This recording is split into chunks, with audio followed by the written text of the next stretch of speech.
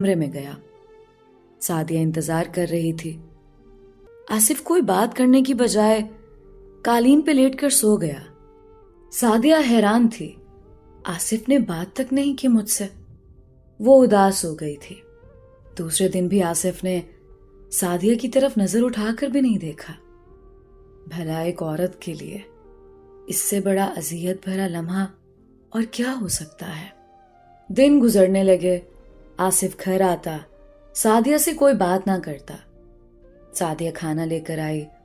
آصف نے کھانے کی پلیٹ دیوار کے ساتھ ماری اور چلا کر کہنے لگا، آج کے بعد میرے لیے کھانا نہ لے کر آنا۔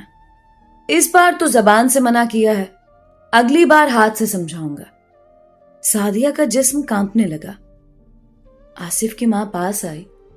آصف، یہ کیا طریقہ ہے بات کرنے کا؟